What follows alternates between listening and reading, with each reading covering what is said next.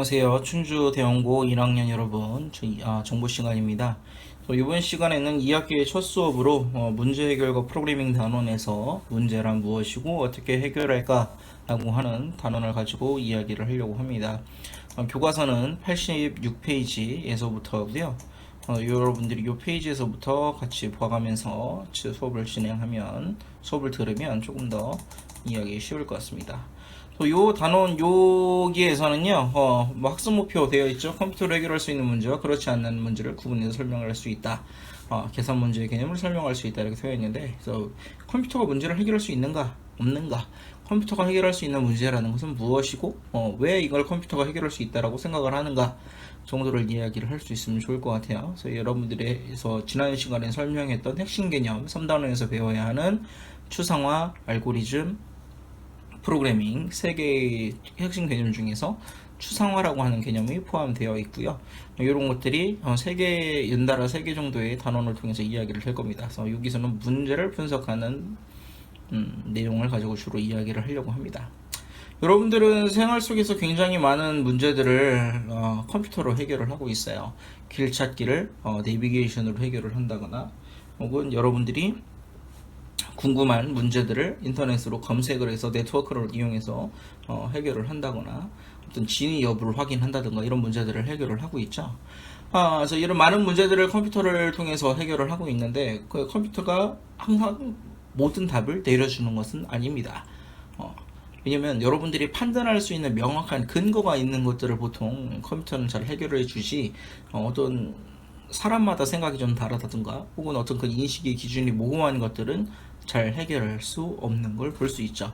예를 들면 교과서에 나와 있는 이런 문제들이죠. 지하철 안에 있는 많은 사람들 중에서 키 큰 사람과 키 작은 사람 구분하기. 즉, 우리 반의 학생들 중에서 키가 큰 학생이다, 키가 작은 학생이다 라는 이야기를 같이 나눠봤을 때 1번부터 25번 혹은 뭐 24, 5명의 학생들이 같이 이야기를 했을 때 저마다의 기준으로 저 학생은 키가 크다, 저 친구는 키가 작다 라고 이야기했을 때 어느 정도의 기준을 가지고 이야기를 할지 컴퓨터는 잘 이해하지 못한다는 거죠. 하지만 반대로 컴퓨터에게 보다 명확한 기준을 준다면 해결할 수 있겠죠. 예를 들면 우리 반에서 180cm 이상의 학생을 키가 큰 학생이라고 판별을 하자 라고 기준을 준다면, 키 큰 학생은 정확하게 180이라고 하는 센티미터라고 하는 기준을 가지고 접근을 할 겁니다. 그렇다면 컴퓨터는 답변을 할 수 있겠죠. 하지만 근데 이런 기준을 두지 않고 그냥 우리 교실에서 키 큰 학생을 찾아봐 라고 물어봤을 때는 잘 답변을 할 수 없다는 거죠. 뭐 비슷한 문제로서 여러가지 과일 중에서 가장 맛있는 과일을 골라보자 라고 했을 때, 맛있다 라고 하는 기준은 굉장히 사람마다 각양각색일 수 있습니다. 나는 사과를 좋아하지만 옆에 친구는 딸기를 좋아하고, 옆에 친구는 포도를 좋아할 수도 있고, 다른 친구들은 배를 좋아할 수도 있죠. 즉 각각의 맛있다라고 하는 기준이 각각 다른 상황에서는 컴퓨터 같은 애들은 이런 것들을 구분하기가 쉽지 않다는 얘기입니다. 하지만 컴퓨터가 오히려 강점을 갖는 부분들도 있죠. 예를 들면 충주에서 서울까지 가는 시간을 계산해라, 혹은 연수동에서 우리 알림동까지 오는 거리를 구해라. 뭐 이런 말 그대로 계산을 할 수 있는 문제들에 대해서는 굉장히 컴퓨터가 강점을 보일 수 있는 문제들입니다. 그래서 우리가 지금 첫 번째 수업에 들어오면서 이야기하는 문제란 무엇이고 어떻게 해결할까의 단원에서 컴퓨터로 해결할 수 있는 문제와 그렇지 않은 문제를 구분하자라고 했는데, 그럼 도대체 조금 방금까지 한 설명에서는 어떤 기준이 적용되면 좋을지 조금 더 수업을 진행하면서 보겠죠. 그리고 이 계산 문제라고 하는 게 도대체 무슨 문제인가, 수학적으로만 해결이 가능한 문제인가 라는 것들을 좀 보려고 합니다. 그래서 밑에 보면 문제는 해결해야 할 과제나 상황을 의미하며, 문제를 해결한다는 것은 과제를 완수하여 원하는 결과를 구하는 것이다. 즉 우리가 여기서 지금 앞에서 나왔던 지하철 안에 있는 많은 사람 중 키 큰 사람과 키 작은 사람을 구분하기라고 했을 때, 여기서의 문제는 뭐죠? 어떤 공간 안에서 키 큰 사람과 키 작은 사람을 구분하는 문제인데요. 문제죠. 근데 이거를 이제 어떻게 계산할 수 있을까? 계산이 가능한가? 가장 맛있는 과일을 계산할 수 있을까? 라고 했을 때 선뜻 yes라고 대답하기는 쉽지 않을 것 같다는 거죠. 하지만 아까 내가 다른 의미로 설명했던 충주에서 서울까지의 가는 시간을 계산한다거나 혹은 연수동에서 안림동까지 오는 거리를 구한다든가 이런 것들도 연수동도 어딘지를 정확히 짚지 않으면 계산할 수 없겠지만 뭐 연수동 엔젤리너스라고 하는 카페에서 여기 안림동에 있는 충주 대원고등학교까지의 거리를 구한다든가 이런 식의 명확한 기준을 준다면 좀 더 해결할 수 있을 거라는 거죠. 그래서 교과서에서 보편적으로 지금 설명을 하는 것은 이런 내용입니다. 우리는 살면서 사회적 또는 개인적으로 항상 다양한 문제 상황에 놓이게 되고 그럴 때마다 여러 가지 방법으로 문제를 해결하곤 했습니다. 우리가 접할 수 있는 문제 상황, 뭐 어떤 10년 후의 세계 인구에 대한 추정이라든가 오늘 또는 내일의 날씨라든가 요즘 가장 최근에 핫하죠. 오죽하면 기상청에서 비가 하도 오락가락 와가지고 예보를 안 하는 문제까지 있었습니다. 이 사람은 유죄인가 무죄인가, 미로를 빠져나오는 길을 어떻게 찾는가, 원판을 옮기는 방법은 몇 가지가 있는가, 오로라 현상의 원리는 무엇인가, 발명의 사실까지 기초 원리는 무엇인가, 이런 질문들을 여러분들이 받았을 때 여기에 대해서 명확하게 답변할 수 있는 것들도 있지만 명확하게 답변할 수 없는 것들도 있습니다.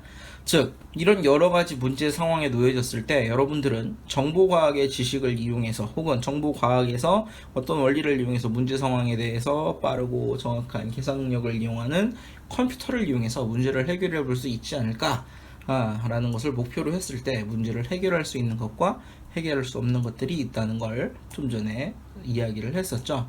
그러면 우리는 어떤 문제들을 컴퓨터에서 해결할 수 있다라고 이야기를 할 수 있었죠? 아까 계속 몇 번적으로 반복했던 명확한 기준이 있던 겁니다. 맛있는 과일, 키 큰 사람과 키 작은 사람, 이런 불분명한 기준은 명확하게 이해할 수 없었지만 어디에서 어떤 A라는 지점에서 B라는 지점의 거리, C라는 지점에서 D라는 지점까지 걸리는 시간, 이런 것들은 정확하게 계산을 할 수 있는 문제들이었죠.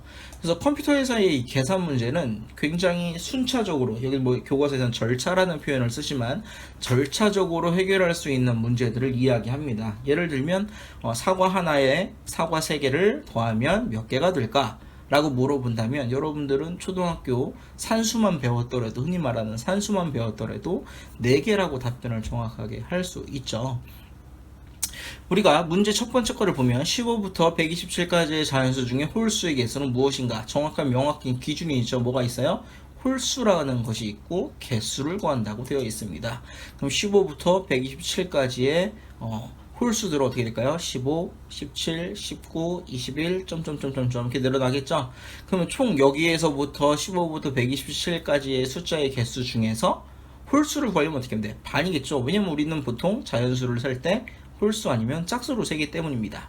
그렇죠? 그러면 우리가 그냥 여러분들이 15, 17, 19, 21 이렇게 해서 하나씩 세는 방법도 있지만 조금 더 여러분들이 중학교, 고등학교 1학년 수준까지 올라온다면 전체의 숫자를 개수를 세서 2로 나누면 되죠. 왜냐면 홀수 아니면 짝수밖에 없기 때문에 2로 나누는 과정으로 갈 수 있습니다. 두 번째 문제, 주어진 숫자판에서 빈칸으로 다른 숫자를 이동하면서 완성된 숫자판을 만들 수 있을까? 이게 무슨 말이냐면 여러분들 이런 퍼즐 해봤는지 모르겠어요. 그래서 9칸 중에서 이 회색이 있는 칸은 비어있는 칸입니다. 그래서 1, 2, 3, 4, 5, 6, 7, 8 순서대로 이렇게 만들어, 이 완성된 숫자판으로 만드는 거죠. 그래서 8이나 4나 2나 5가 이동할 수 있게 해서 이동하는 방법입니다. 뭐 이런 문제들도 있을 수 있고요. 이건 경우의 수죠. 어떻게 들어가냐에 따라 이동하는 경우의 수가 생기는 거고. 그 다음에 세 번째, 우리는 이게 익숙하지 않지만 지하철 노선도에서 임의의 출발역과 도착역을 선택한 후에 출발역에서 도착역까지 환승 개수는 몇 번인가? 예를 들면 우리가 교과서에서 지금 나와 있는 예를 보면 인천국제공항에서 고속터미널까지 가는 루트를 따져봤을 때 어떻게 가야 하나? 를 따져볼 수 있을 거고, 굉장히 많은 루트가 있는 것 중에 가장 최소한으로 환승하는, 갈아타는, 환승이라는 건 갈아타는 거죠. 갈아타는 경우를 횟수를 세보자 라고 하는 거죠. 그래서 이런 식으로 몇 번을 계산을 할 수 있는 문제들이 있습니다. 이런 것들은 컴퓨터를 통해서 쉽게 해결을 할 수 있는데요. 우리 주변에서 발생하는 문제들이 모두 다 계산 문제이진 않죠. 아까 얘기한 것처럼 키 큰 사람, 혹은 맛있는 과일, 잘생긴 사람, 예쁜 사람, 혹은 또 뭐가 있을까요? 뭐 우리가 좀 이렇게 애매모호하게 표현할 수 있는 두루뭉술하게 표현하는 좋은 사람 뭐 이렇게 표현할 수 있는 이런 것들은 계산할 수 있는 부분이 아니잖아요. 그래서 이런 계산 문제들인가 아닌가를 구분할 수 있는 방법을 찾아야겠죠. 그럼 다음과 같은 문제들은 계산을 통해 정확한 해답을 구할 수 없으므로 이런 문제들은 계산 문제가 아니다 라고 89페이지에 나와 있습니다. 현재 인구는 70억 명을 돌파했다. 앞으로 인구의 수를 구해보자 라고 했죠. 근데 여러분들이 이건 유추는 할 수 있습니다. 예를 들어 어떤 식으로 할 수 있어요. 어떤 우리가 옛날에 뭐 한 몇천 년의 데이터를 다 가지고 있다고 한다면 인구가 이런 식으로 늘어났으니까 10년 후에는 몇 명 정도 되지 않을까? 라고 어느 정도 유추할 수 있지만 이건 정확한 답을 구할 수 있는 문제는 아니죠. 왜냐면 그 중간에 엄청 큰 전쟁이 일어날 수도 있고 자연재해가 일어날 수도 있고 어떤 이제 데이터를 가지고 유추, 통계를 통한 예측 같은 건 할 수 있지만 그건 정확하게 계산할 수 있는 부분은 아니죠. 왜냐면 어떤 변수가 일어날지 모르는 부분이기 때문에 정확한 근거를 가질 수 있는 문제가 아닙니다. 그래서 이런 것들은 계산 문제가 아니라고 되어 있죠. 또 아까 키 큰 사람에 대한 비슷한 문제입니다. 철수는 현재 지하철을 타고 있는 중이다. 같은 객실에서 타고 있는 사람들 중 키가 작은 사람은 몇 명인지 구해보자. 키가 작다라고 하는 이 작은 사람에 대한 기준을 어떻게 잡을 것인가에 대해서 한번 생각을 해볼 필요가 있다는 거죠. 여섯 번째, 길동 있는 마트에서 사과와 배를 샀다. 더 맛있는 과일은 무엇인지 선택해보자. 사과와 배를 샀는데 그럼 사과가 더 맛있는가 배가 더 맛있는가 이거에 대해서도 정확하게 어떤 근거가 없기 때문에 계산할 수 있는 문제들이 아니기 때문에 우리는 컴퓨터를 통해서 문제를 해결할 수 없다는 거죠. 그럼 우리가 지금 여기까지 이야기한 부분을 보면 컴퓨터로 굉장히 많은 문제들을 해결하고 있지만 컴퓨터에서 문제 해결할 수 있는 문제는 어떤 문제들이죠? 계산할 수 있는 문제라고 할 수 있겠죠. 즉 어떤 명확한 근거를 가지고 기준을 가지고 판단할 수 있는 문제를 우리는 계산 문제 이렇게 이야기를 하고 있습니다. 그래서 그 명확한 기준이 없이 모호한 기준을 가지고 혹은 정확한 답을 내릴 수 없는 것들은 우리는 계산 문제가 아니다 라고 이야기를 할 수 있다는 의미와 같습니다. 무슨 말인지 이해를 할 수 있나요? 여기까지가 이게 될 수 있다는 거죠. 그럼 여러분들의 이런 부분들을 많이 볼 수 있다는 거죠. 그 인공지능에 대한 부분들 2016년이었나요? 알파고라고 하는 구글에서 만든 인공지능을 통해서 우리나라에 얼마 전에 은퇴한 이세돌 구단과의 바둑 이슈가 되면서 인공지능에 대한 부분들이 많이 발휘됐는데 바둑의 경우의 수는 이게 19점씩 가로 세로가 19인가 그럴 거예요. 그 19 곱하기 19의 점에 개수에 놓는 거에 따라서 바둑의 형세나 이런 것들을 판단할 수 있는 인공지능을 만들었죠. 그래서 그때 당시에 이세돌 구단이 한 판만 이기고 나머지는 지게 되면서 정말 인공지능 시대에 대한 새로운 부분들을 많이 이야기했습니다. 근데 지금 이 알파고가 바둑 두더 내에서 지금은 스타크래프트라고 하는 게임까지 하는 형태로 많이 이제 발달되고 있습니다. 굉장히 다른 형태로 학습을 해서 다른 인공지능 형태로 가고 있는데요. 이 알파고는 바둑을 두는 문제를 해결한 거죠. 사람을 이겨냈잖아요. 계산 문제라고 볼 수 있죠. 그럼 왜 계산 문제인가? 라고 여러분들이 설명을 좀 할 수 있었으면 좋겠습니다. 바둑일에 대해서 조금 이해를 한다면 조금 더 쉽겠는데 이건 좀 어려운가요? 그러면 이 첫 번째 문제를 볼게요. 다음 지하철 노선도에서 출발역에서 도착역까지 한 번의 환승으로 이동할 수 있을까? 라고 하는 질문, 문제입니다. 이런 문제가 있어요. 우리가 해결하고 싶은 문제입니다. 그러면 되는가 안 되는가를 여러분들이 꼭 확인을 해 보십시오. 그리고 이것이 왜 안 되는지에 대해서 이유를 잡아보십시오. 안 되면 안 되는 이유, 되면 되는 이유에 대해서 명확하게 여러분들이 확인을 할 수 있어야 합니다. 즉 김포공항에서 종합운동장역까지 가는 데 있어서 이 그림을 보고 여러분들이 명확하게 이해를 할 수가 있어야 할 텐데요. 과연 김포공항에서 종합운동장까지 한 번에 가지 못하니까 한 번만 한승을 한 번만 해서 이동할 수 있을까? 라고 하는 거에 대한 답을 꼭 해보시기 바랍니다. 그래서 우리가 이 컴퓨터를 통해서 문제를 해결하는 데 있어서 굉장히 많이 쉽게 하고 있죠. 하고 있지만 이런 것들이 향후에 시대의 변화를 가져오고 4차 산업혁명이라고 하는 것을 많이 이야기했습니다. 이제는 사실 조금 많이 지났어요. 4차 산업혁명, 우리가 세 번의 산업혁명이 이미 지나왔고 네 번째 산업혁명에 대해서 이야기를 하는데, 한눈에 보는 산업혁명의 변화에서 미래창조과학부의 자료 출처로 이렇게 되어 있습니다.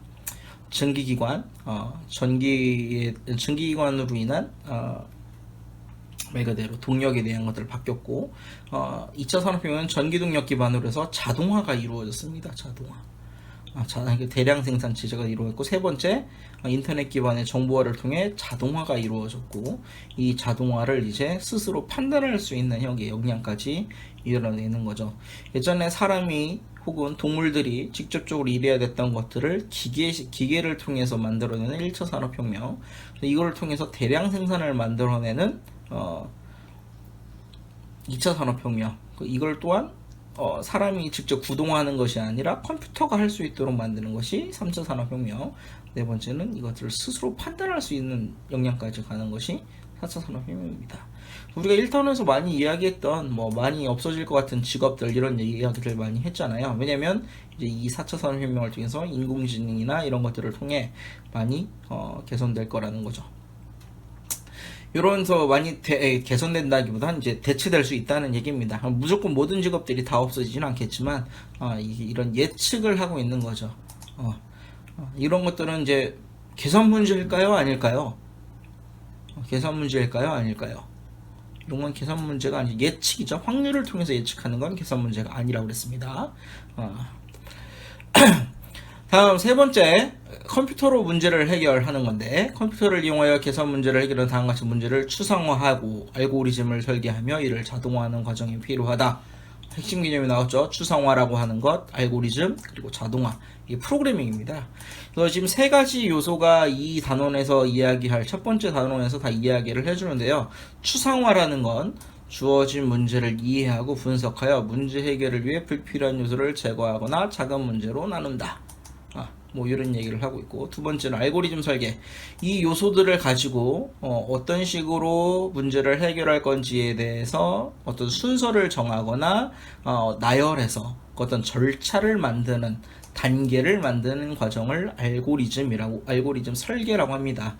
즉 알고리즘은 문제의 해결 과정이고요. 이 문제 해결 과정을 만든다 라는 의미로 생각해 보시면 됩니다. 왼쪽에 이렇게 설명이 되어 있죠. 문제 해결을 위한 구체적이며 명확하게 표현된 문제 해결 방법을 말한다. 여러분들에게 성적을 올리려면 어떻게 되죠? 열심히 해야죠. 이런 건 알고리즘이 될 수 없다는 거예요. 성적을 올리기 위해서 첫 번째 어떻게 하고, 두 번째 어떻게 하고, 세 번째 어떻게 하고, 이걸 차근차근 진행 나갈 수 있는 형태로 표현을 해야 알고리즘이 되는 거지, 공부를 열심히 해야 합니다는 알고리즘이 될 수가 없습니다. 세 번째, 자동화. 이건 프로그래밍을 통해서 우리가 구현을 하는데요. 문제의 해결책, 즉 알고리즘을, 문제 해결 과정을 사람이 아닌 컴퓨팅 시스템이 스스로 수행할 수 있도록 변환하는 과정, 우리가 이걸 프로그래밍으로 표현을 하는데요. 프로그래밍 과정이다 라고 합니다. 그럼 이런 것들은 추상화에 대한 개념을 조금 더 볼 건데요. 그래서 이런 부분을 다음 시간에 조금 더 자세하게 보도록 하겠습니다. 여기까지 꼭 한번 읽어보고요. 요 밑에 있는 내용을 한 번씩 더 살펴보면 다음 시간에 조금 더 확인해 볼 수 있습니다. 그래서 여러분들이 이 과정이 사실 1단원의 전반적인 내용으로 이어지기 때문에 이 부분들을 여기서 잘라서 설명을 다시 하려고 해요. 그러니까 꼭 한 번씩 더 읽어보시고, 만화 읽어보시고 확인해 보시기 바랍니다. 알겠죠? 그럼 다음 시간에 마저 보도록 하겠습니다.